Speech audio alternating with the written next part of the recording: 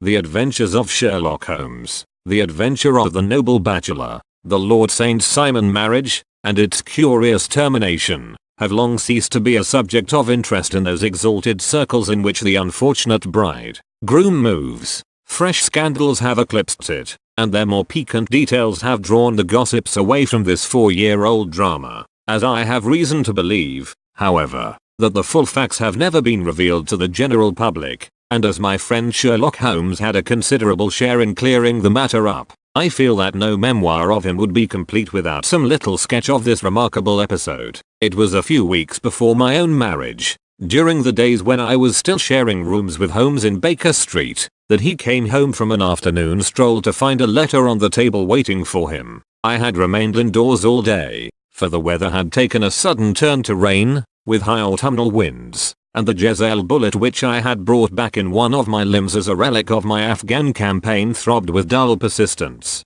With my body in one easy chair and my legs upon another, I had surrounded myself with a cloud of newspapers until at last, saturated with the news of the day, I tossed them all aside and lay listless, watching the huge crest and monogram upon the envelope upon the table and wondering lazily who my friend's noble correspondent could be. "Here is a very fashionable epistle," I remarked as he entered. "Your morning letters, if I remember right, were from a fishmonger and a tidewaiter." "Yes, my correspondence has certainly the charm of variety," he answered, smiling, "and the humbler are usually the more interesting. This looks like one of those unwelcome social summonses which call upon a man either to be bored or to lie." He broke the seal and glanced over the contents. "Oh, come, it may prove to be something of interest. After all, not social, then? No, distinctly professional, and from a noble client, one of the highest in England, my dear fellow. I congratulate you.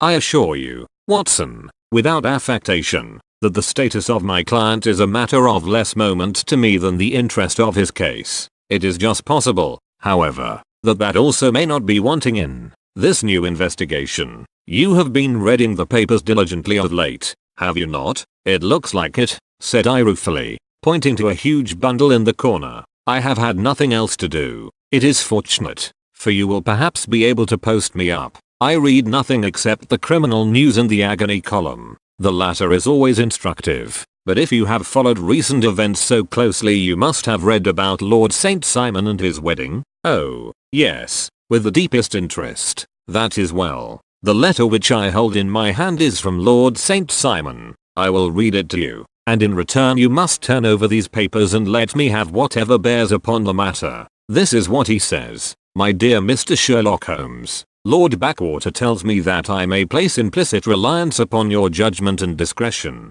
I have determined, therefore, to call upon you and to consult you in reference to the very painful event which has occurred in connection with my wedding. Mr. Lestrade, of Scotland Yard, is acting already in the matter, but he assures me that he sees no objection to your cooperation, and that he even thinks that it might be of some assistance. I will call at 4 o'clock in the afternoon, and, should you have any other engagement at that time, I hope that you will postpone it, as this matter is of paramount importance. Yours faithfully, St. Simon. It is dated from Grosvenor Mansions, written with a quill pen, and the noble lord has had the misfortune to get a smear of ink upon the outer side of his right little finger," remarked Holmes as he folded up the epistle. "He says 4 o'clock. It is 3 now. He will be here in an hour. Then I have just time, with your assistance, to get clear upon the subject. Turn over those papers and arrange the extracts in their order of time, while I take a glance as to who our client is." He picked a red-covered volume from a line of books of reference beside the mantelpiece.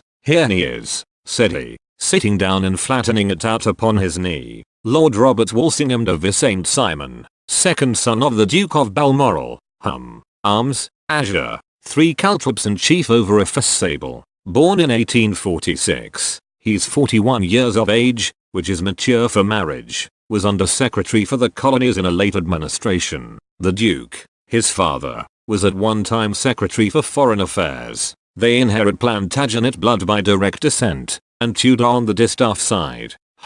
Well, there is nothing very instructive in all this. I think that I must turn to you, Watson, for something more solid. I have very little difficulty in finding what I want," said I, for the facts are quite recent, and the matter struck me as remarkable. I feared to refer them to you, however, as I knew that you had an inquiry on hand and that you disliked the intrusion of other matters. Oh, you mean the little problem of the Grosvenor Square furniture van. That is quite cleared up now, though, indeed, it was obvious from the first. Pray give me the results of your newspaper selections. Here is the first notice which I can find. It is in the personal column of the Morning Post, and dates, as you see, some weeks back. A marriage has been arranged, it says, and will, if rumor is correct, very shortly take place, between Lord Robert St. Simon, second son of the Duke of Balmoral, and Miss Hattie Doran, the only daughter of Aloysius Doran, ESQ, of San Francisco, Cal, USA. That is all. Terse and to the point, remarked Holmes, stretching his long, thin legs towards the fire. There was a paragraph amplifying this in one of the society papers of the same week. Ah, here it is. There will soon be a call for protection in the marriage market. For the present free trade principle appears to tell heavily against our home product. One by one the management of the noble houses of Great Britain is passing into the hands of our fair cousins from across the Atlantic. An important addition has been made during the last week to the list of the prizes which have been borne away by these charming invaders. Lord St. Simon, who has shown himself for over 20 years proof against the little god's arrows, has now definitely announced his approaching marriage with Miss Hattie Doran, the fascinating daughter of a California millionaire. Miss Doran, whose graceful figure and striking face attracted much attention at the Westbury House festivities, is an only child, and it is currently reported that her dowry will run to considerably over the 6 figures, with expectancies for the future. As it is an open secret that the Duke of Balmoral has been compelled to sell his pictures within the last few years, and as Lord St. Simon has no property of his own save the small estate of Birchmuir, it is obvious that the Californian heiress is not the only gainer by an alliance which will enable her to make the easy and common transition from a Republican lady to a British peeress. Anything else? Asked Holmes, yawning. Oh, yes, plenty. Then there is another note in the Morning Post to say that the marriage would be an absolutely quiet one, that it would be at St. George's, Hanover Square, that only half a dozen intimate friends would be invited, and that the party would return to the furnished house at Lancaster Gate which has been taken by Mr. Aloysius Doran. 2 days later, that is, on Wednesday last, there is a curt announcement that the wedding had taken place, and that the honeymoon would be passed at Lord Backwater's place, near Petersfield.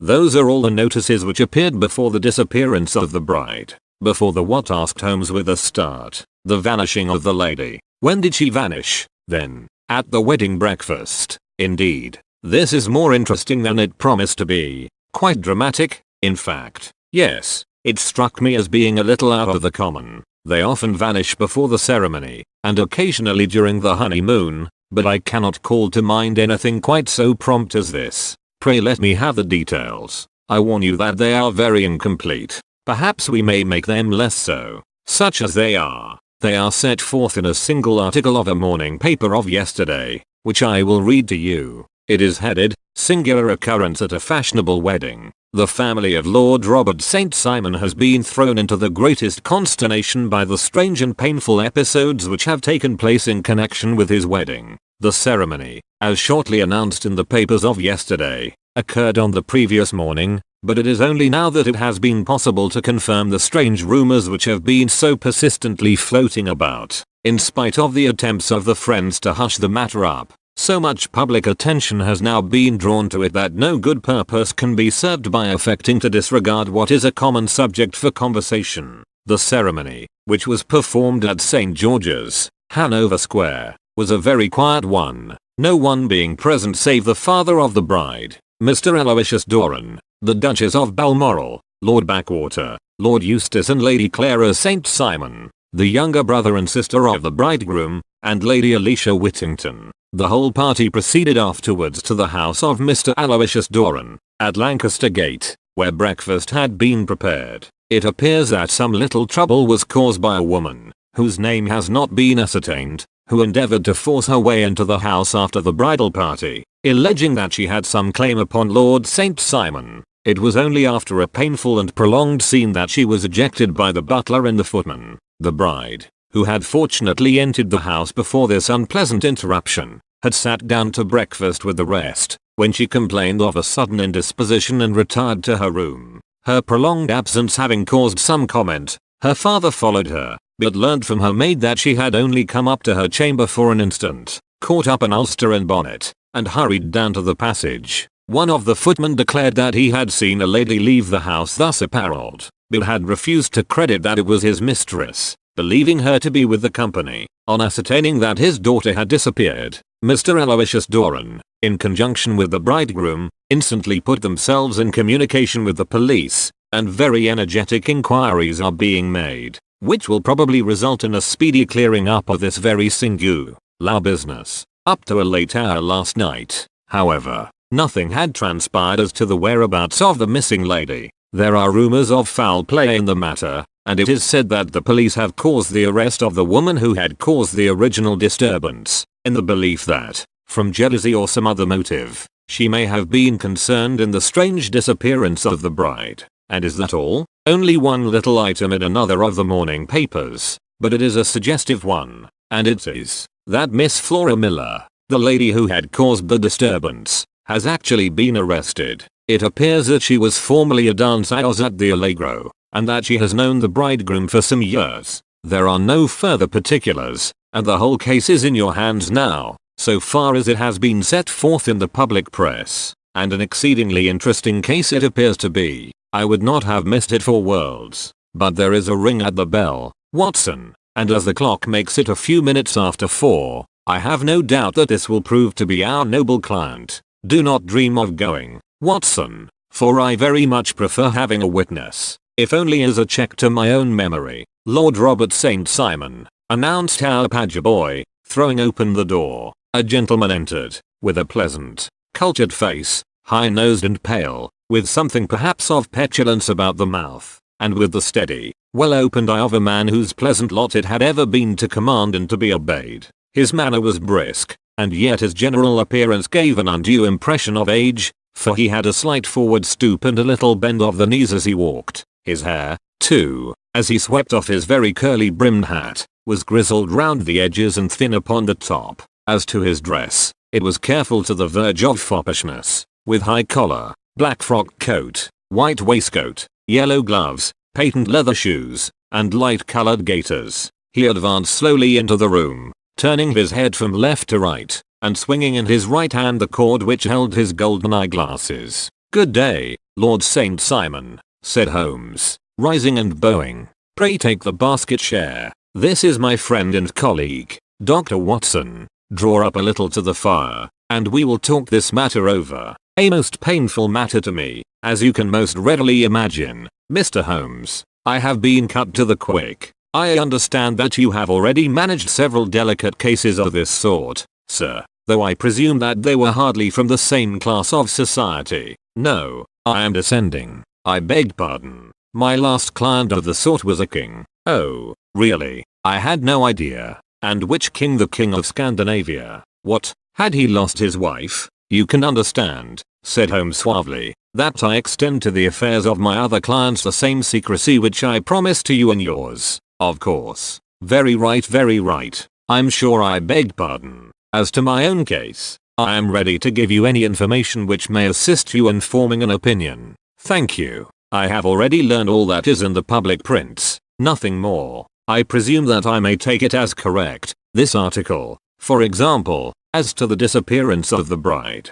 Lord St. Simon glanced over it. "Yes, it is correct, as far as it goes, but it needs a great deal of supplementing before anyone could offer an opinion. I think that I may arrive at my facts most directly by questioning you." "Pray do so. When did you first meet Miss Hattie Doran?" "In San Francisco, a year ago." "You were traveling in the States?" "Yes." "Did you become engaged then?" "Number. But you were on a friendly footing?" "I was amused by her society, and she could see that I was amused. Her father is very rich. He is said to be the richest man on the Pacific slope." "And how did he make his money?" "In the mining. He had nothing a few years ago. Then he struck gold, invested it, and came up by leaps and bounds. Now, what is your own impression as to the young ladies? Your wife's character?" The nobleman swung his glasses a little faster and stared down into the fire. "You see, Mr. Holmes," said he, "my wife was 20 before her father became a rich man.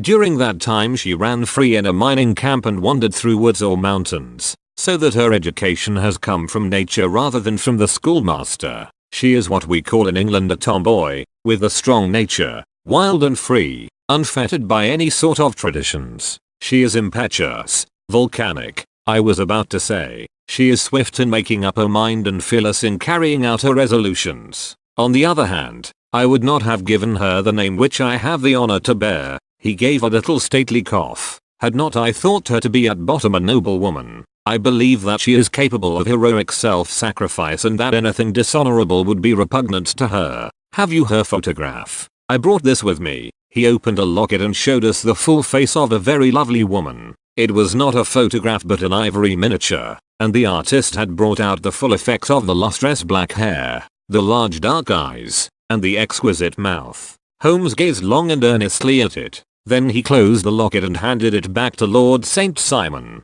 "The young lady came to London, then, and you renewed your acquaintance?" "Yes, her father brought her over for this last London season. I met her several times, became engaged to her, and have now married her. She brought, I understand, a considerable dowry?" "A fair dowry, not more than is usual in my family, and this, of course, remains to you, since the marriage is a fait accompli." "I really have made no inquiries on the subject." "Very naturally not. Did you see Miss Doran on the day before the wedding?" "Yes." "Was she in good spirits?" "Never better. She kept talking of what we should do in our future lives." "Indeed. That is very interesting. And on the morning of the wedding, she was as bright as possible, at least until after the ceremony." "And did you observe any change in her then?" "Well, to tell the truth, I saw then the first signs that I had ever seen that her temper was just a little sharp. The incident, however, was too trivial to relate and can have no possible bearing upon the case."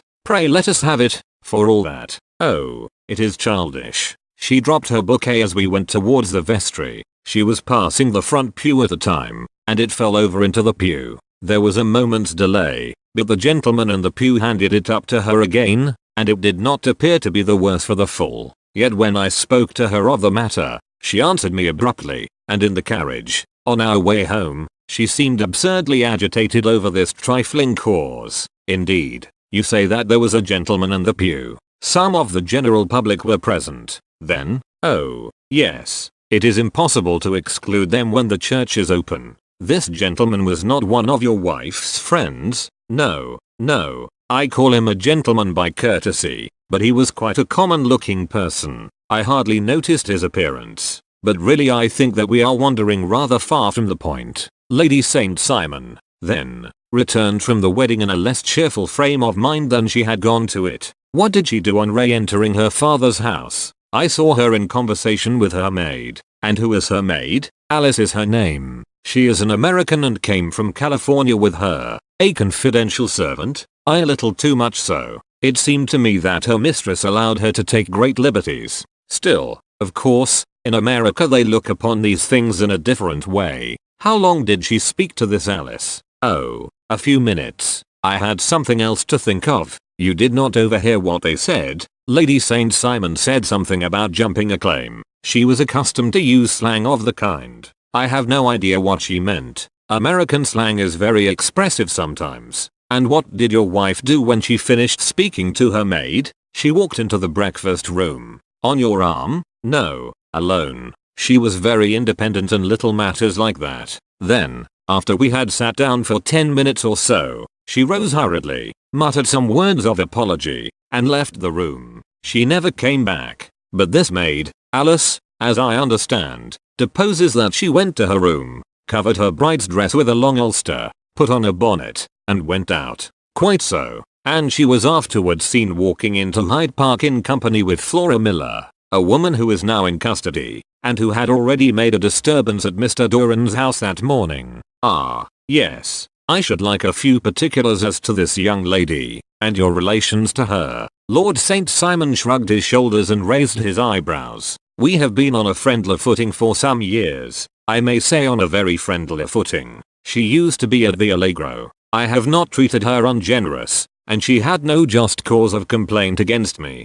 but you know what women are, Mr. Holmes. Flora was a dear little thing, but exceedingly hot-headed and devotedly attached to me. She wrote me dreadful letters when she heard that I was about to be married, and, to tell the truth, the reason why I had the marriage celebrated so quietly was that I feared lest there might be a scandal in the church. She came to Mr. Doran's door just after we returned, and she endeavored to push her way in, uttering very abusive expressions towards my wife, and even threatening her, but I had foreseen the possibility of something of the sort, and I had 2 police fellows there in private clothes, who soon pushed her out again. She was quiet when she saw that there was no good in making a row. Did your wife hear all this? No, thank goodness, she did not, and she was seen walking with this very woman afterwards? Yes, that is what Mr. Lestrade, of Scotland Yard, looks upon as so serious. It is thought that Flora decoyed my wife out and laid some terrible trap for her. Well, it is a possible supposition. You think so, too? I did not say a probable one, but you do not yourself look upon this as likely? I do not think Flora would hurt a fly. Still, jealousy is a strange transformer of characters. Pray, what is your own theory as to what took place? Well, really, I came to seek a theory, not to propound one. I have given you all the facts. Since you ask me, however, I may say that it has occurred to me as possible that the excitement of this affair, the consciousness that she had made so immense a social stride, had the effect of causing some little nervous disturbance in my wife. In short, that she had become suddenly deranged. Well, really, when I consider that she has turned her back, I will not say upon me, but upon so much that men have aspired to without success, I can hardly explain it in any other fashion. Well, certainly that is also a conceivable hypothesis, said Holmes, smiling. And now, Lord St. Simon, I think that I have nearly all my data. May I ask whether you were seated at the breakfast table so that you could see out of the window? We could see the other side of the road in the park. Quite so. Then I do not think that I need to detain you longer. I shall communicate with you, should you be fortunate enough to solve this problem, said our client, rising. I have solved it. What was that? I say that I have solved it. Where, then, is my wife? That is a detail which I shall speedily supply. Lord St. Simon shook his head. I am afraid that it will take wiser heads than yours or mine, he remarked, and bowing in a stately, old-fashioned manner he departed. It is very good of Lord St. Simon to honor my head by putting it on a level with his own, said Sherlock Holmes, laughing. I think that I shall have a whiskey and soda and a cigar after all this cross-questioning. I had formed my conclusions as to the case before our client came into the room. My dear Holmes, I have notes of several similar cases, though none, as I remarked before, which were quite as prompt. My whole examination served to turn my conjecture into a certainty. Circumstantial evidence is occasionally very convincing, as when you find a trout in the milk, to quote Thoreau's example. But I have heard all that you have heard, without, however, the knowledge of pre-existing cases which serves me so well. There was a parallel instance in Aberdeen some years back, and something on very much the same lines at Munich the year after the Franco-Prussian War.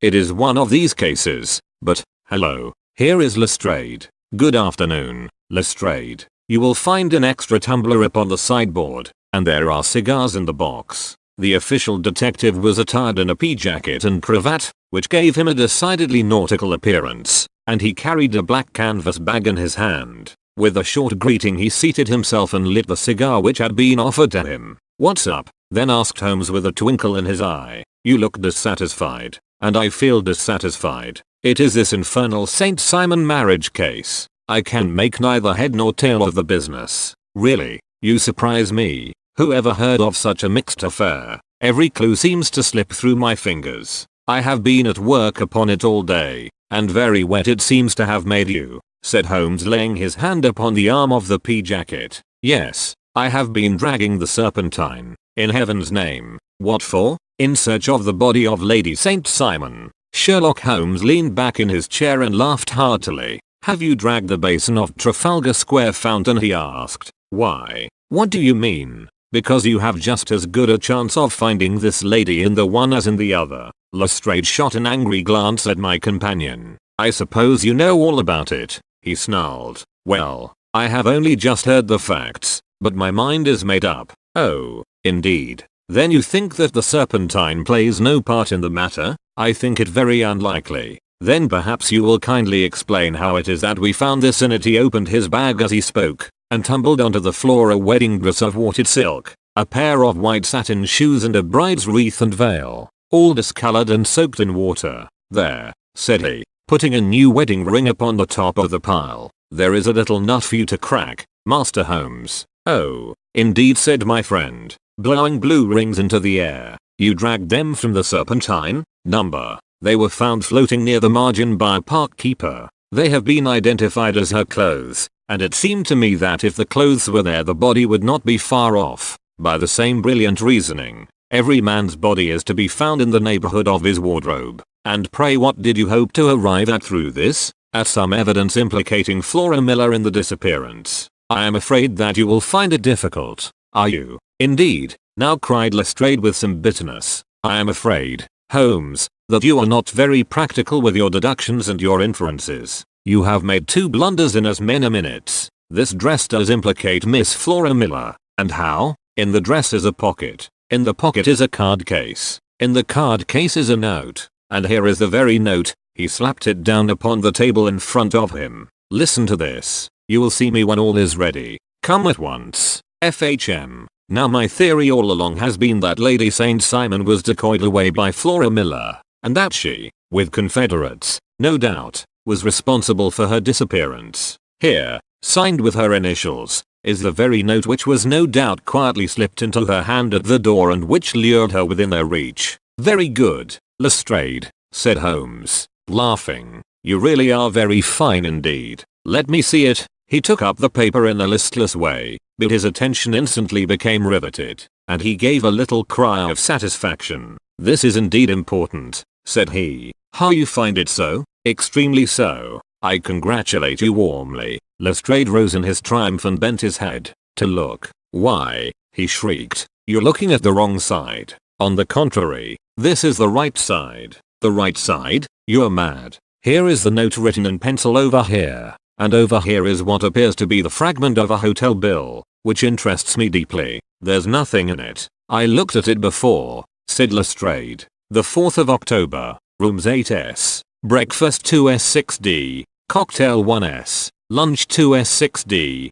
glass sherry, 8D. I see nothing in that. Very likely not. It is most important. All the same, as to the note, it is important also, or at least the initials are, so I congratulate you again. I've wasted time enough, said Lestrade rising. I believe in hard work and not in sitting by the fire spinning fine theories. Good day, Mr. Holmes, and we shall see which gets to the bottom of the matter first. He gathered up the garments, thrust them into the bag, and made for the door. Just one hint to you, Lestrade, drawled Holmes before his rival vanished. I will tell you the true solution of the matter. Lady St. Simon is a myth. There is not, and there never has been, any such person. Lestrade looked sadly at my companion. Then he turned to me, tapped his forehead 3 times, shook his head solemnly, and hurried away. He had hardly shut the door behind him when Holmes rose to put on his overcoat. There is something in what the fellow says about outdoor work, he remarked. So I think, Watson, that I must leave you to your papers for a little. It was after 5 o'clock when Sherlock Holmes left me, but I had no time to be lonely, for within an hour there arrived a confectioner's man with a very large flat box. This he unpacked with the help of a youth whom he had brought with him, and presently, to my very great astonishment, a quite epicurean little cold supper began to be laid out upon our humble lodging house mahogany. There were a couple of brace of cold woodcock, a pheasant, a partie de foie gras pie with a group of ancient and cobwebby bottles. Having laid out all these luxuries, my 2 visitors vanished away, like the genii of the Arabian Nights, with no explanation save that the things had been paid for and were ordered to this address. Just before 9 o'clock Sherlock Holmes stepped briskly into the room. His features were gravely set, but there was a light in his eye which made me think that he had not been disappointed in his conclusions. They have laid the supper, then, he said, rubbing his hands. You seem to expect company. They have laid for 5. Yes, I fancy we may have some company dropping in, said he. I am surprised that Lord St. Simon has not already arrived. I fancy that I hear his step now upon the stairs. It was indeed our visitor of the afternoon who came bustling in, dangling his glasses more vigorously than ever, and with a very perturbed expression upon his aristocratic features. My messenger reached you, then asked Holmes. Yes, and I confess that the contents startled me beyond measure. Have you good authority for what you say? The best possible. Lord St. Simon sank into a chair and passed his hand over his forehead. What will the Duke say, he murmured, when he hears that one of the family has been subjected to such humiliation? It is the purest accident. I cannot allow that there is any humiliation. You look on these things from another standpoint. I fail to see that anyone is to blame. I can hardly see how the lady could have acted otherwise, though her abrupt method of doing it was undoubtedly to be regretted. Having no mother, she had no one to advise her at such a crisis. It was a slight, sir, a public slight, said Lord St. Simon, tapping his fingers upon the table. You must make allowance for this poor girl, placed in so unprecedented a position. I will make no allowance. I am very angry indeed, and I have been shamefully used. I think that I heard a ring, said Holmes. Yes, there are steps on the landing. If I cannot persuade you to take a lenient view of the matter, Lord St. Simon, I have brought an advocate here who may be more successful. He opened the door and ushered in a lady and gentleman. Lord St. Simon, said he, allow me to introduce you to Mr. and Mrs. Francis A. Moulton. The lady, I think, you have already met. At the sight of these newcomers our client had sprung from his seat and stood very erect, with his eyes cast down and his hand thrust into the breast of his frock coat, a picture of offended dignity. The lady had taken a quick step forward and had held out her hand to him, but he still refused to raise his eyes. It was as well for his resolution, perhaps, for her pleading face was one which it was hard to resist. You're angry, Robert, said she. Well, I guess you have every cause to be. Pray make no apology to me, said Lord St. Simon bitterly. Oh, yes, I know that I have treated you real bad and that I should have spoken to you before I went, but I was kind of rattled, and from the time when I saw Frank here again I just didn't know what I was doing or saying. I only wonder I didn't fall down and do a faint right there before the altar. Perhaps, Mrs. Moulton, you would like my friend and me to leave the room while you explain this matter? If I may give an opinion, remarked the strange gentleman, we've had just a little too much secrecy over this business already. For my part,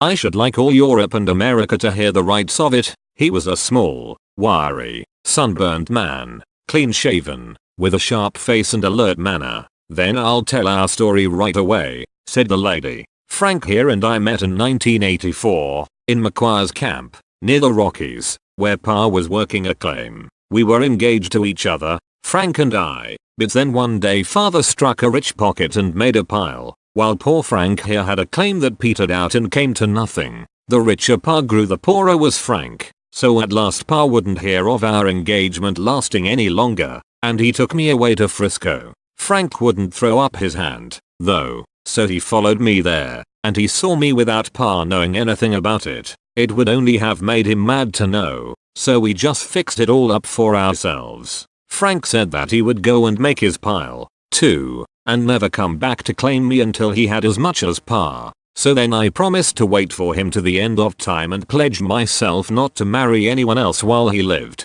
Why shouldn't we be married right away, then, said he, and then I will feel sure of you, and I won't claim to be your husband until I come back. Well, we talked it over, and he had fixed it all up so nicely, with a clergyman already in waiting, that we just did it right there, and then Frank went off to seek his fortune, and I went back to Pa. The next I heard of Frank was that he was in Montana, and then he went prospecting in Arizona, and then I heard of him from New Mexico. After that came a long newspaper story about how a miners' camp had been attacked by Apache Indians, and there was my Frank's name among the killed. I fainted dead away, and I was very sick for months after. Pa thought I had a decline and took me to half the doctors in Frisco. Not a word of news came for a year and more, so that I never doubted that Frank was really dead. Then Lord St. Simon came to Frisco, and we came to London, and a marriage was arranged, and Pa was very pleased, but I felt all the time that no man on this earth would ever take the place in my heart that had been given to my poor Frank.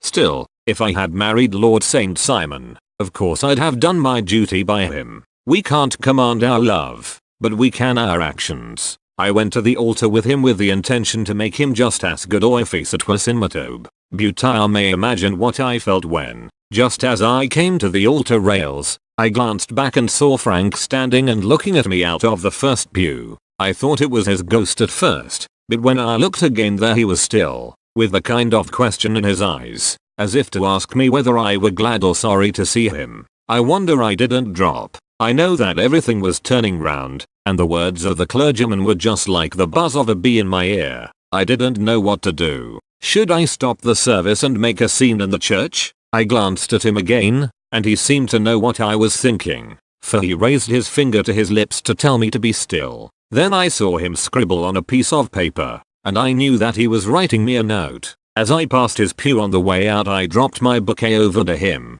and he slipped the note into my hand when he returned me the flowers. It was only a line asking me to join him when he made the sign to me to do so. Of course I never doubted for a moment that my first duty was now to him, and I determined to do just whatever he might direct. When I got back I told my maid, who had known him in California, and had always been his friend. I ordered her to say nothing, but to get a few things packed and my ulster ready. I know I ought to have spoken to Lord St. Simon, but it was dreadful hard before his mother and all those great people. I just made up my mind to run away and explain afterwards. I hadn't been at the table 10 minutes before I saw Frank out of the window at the other side of the road. He beckoned to me and then began walking into the park. I slipped out, put on my things, and followed him. Some woman came talking something or other about Lord St. Simon to me. Seemed to me from the little I heard as if he had a little secret of his own before marriage also, but I managed to get away from her and soon overtook Frank. We got into a cab together, and away we drove to some lodgings he had taken in Gordon Square, and that was my true wedding after all those years of waiting. Frank had been a prisoner among the Apaches, had escaped, came on to Frisco, found that I had given him up for dead and had gone to England, followed me there, and had come upon me at last on the very morning of my second wedding. I saw it in a paper, explained the American. It gave the name and the church but not where the lady lived. Then we had a talk as to what we should do, and Frank was all for openness, but I was so ashamed of it all that I felt as if I should like to vanish away and never see any of them again, just sending a line to Pa, perhaps, to show him that I was alive. It was awful to me to think of all those lords and ladies sitting round that breakfast table and waiting for me to come back. So Frank took my wedding clothes and things and made a bundle of them, so that I should not be traced, and dropped them away somewhere where no one could find them.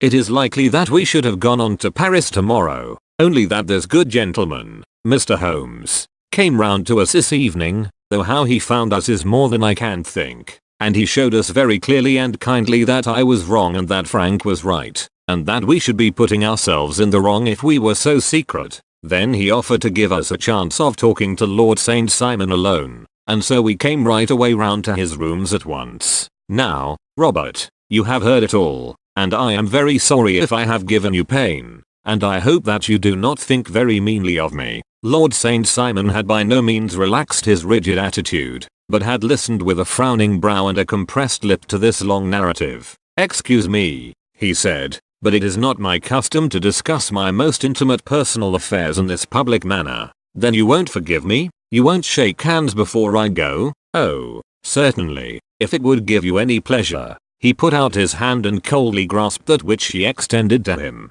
"I had hoped," suggested Holmes, "that you would have joined us in a friendly supper." "I think that though you ask a little too much," responded his lordship. "I may be forced to acquiesce in these recent developments, but I can hardly be expected to make merry over them. I think that with your permission I will now wish you all a very good night." He included us all in a sweeping bow and stalked out of the room. "Then I trust that you at least will honor me with your company," said Sherlock Holmes. "It is always a joy to meet an American, Mr. Moulton, for I am one of those who believe that the folly of a monarch and the blundering of a minister in far gone years will not prevent our children from being someday citizens of the same world-wide country under a flag which shall be a quartering of the Union Jack with the stars and stripes. The case has been an interesting one, remarked Holmes when our visitors had left us, because it serves to show very clearly how simple the explanation may be of an affair which at first sight seems to be almost inexplicable. Nothing could be more natural than the sequence of events as narrated by this lady, and nothing stranger than the result when viewed,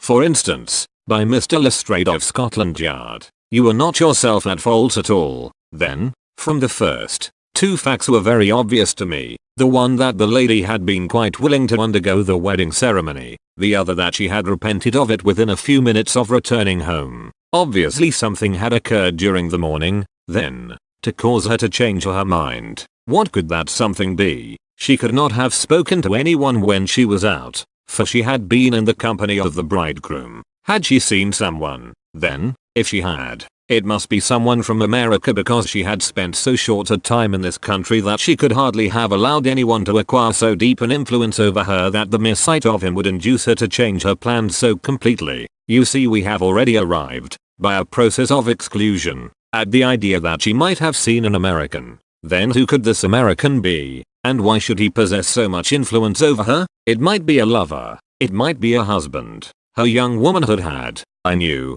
been spent in rough scenes and under strange conditions. So far I had got before I ever heard Lord St. Simon's narrative, when he told us of a man in a pew, of the change in the bride's manner, of so transparent a device for obtaining a note as the dropping of a bouquet, of her resort to her confidential maid, and of her very significant allusion to claim jumping, which in miners' parlance means taking possession of that which another person has a prior claim to. The whole situation became absolutely clear. She had gone off with a man, and the man was either a lover or was a previous husband, the chances being in favor of the latter. And how in the world did you find them? It might have been difficult, but friend Lestrade held information in his hands the value of which he did not himself know. The initials were, of course, of the highest importance, but more valuable still was it to know that within a week he had settled his bill at one of the most select London hotels. How did you deduce the select? By the select prices.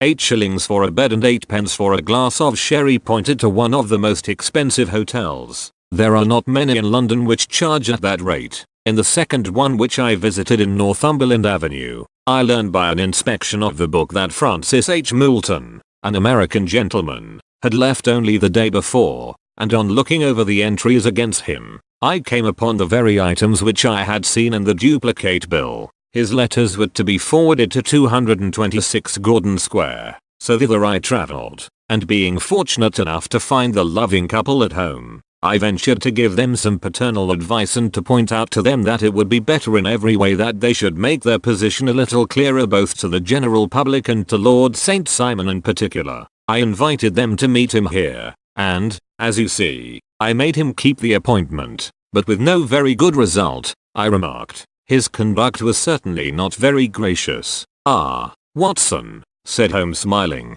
perhaps you would not be very gracious either if, after all the trouble of wooing and wedding, you found yourself deprived in an instant of wife and of fortune. I think that we may judge Lord St. Simon very mercifully and thank our stars that we are never likely to find ourselves in the same position. Draw your chair up and hand me my violin. For the only problem we have still to solve is how to while away these bleak autumnal evenings.